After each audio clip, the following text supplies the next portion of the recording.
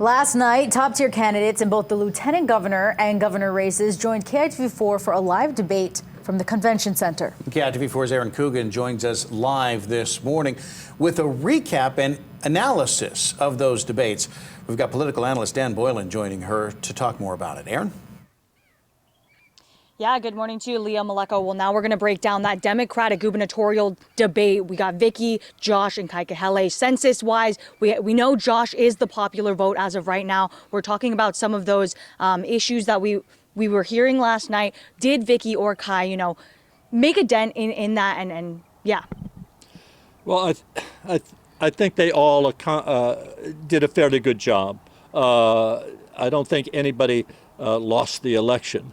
I think that perhaps Josh Green didn't do quite as well. It was a hurried kind of thing where they were moving these questions fast. You had so many seconds, you had to get it out. Then there was going to be the other person was going to get a chance to respond. So Green, who has done well, I think, coming out of administration where he was a doc at the time of a pandemic, and when Ige would get his people together to talk about what to do next, there was a doc right there in the room, and he's using that, certainly, as he should. I'm a doctor, and for example, in talking about diversification, all three of them said, well, making Hawaii a health state, which could bring in people to help our economy and to have health services provided for them.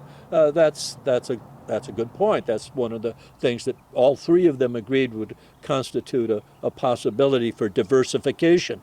That was very much an issue that all three were willing to talk about. We've got to do something. Vicky would argue, I'm a business person, and I know how to do that. That's something that I'm a CEO, and you two guys,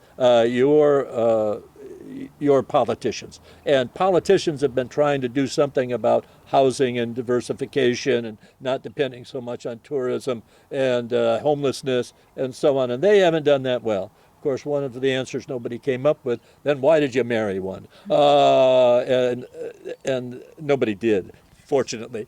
Speaking of those high taxes, homelessness, those critical issues that Hawaii is facing, did anyone offer tangible, solutions in your mind? No, I don't think so. I think all of them basically talked about the same problems that we have, namely not enough land for housing, the cost of everything to build new housing of any type, and the one point that Josh Green brought up a couple times were these small houses for the homeless that he has supported, and sort of villages of them, and that's been something that he has pushed as lieutenant governor. I think not. Because those problems are so large and they're so tied up with the nature of an economy. And this was pointed out by, I can't remember which one pointed it out, but we're a very attractive place. Kaikahele, mentioned his previous experience at Capitol Hill. Do you think he utilized his experience there to make his argument stronger?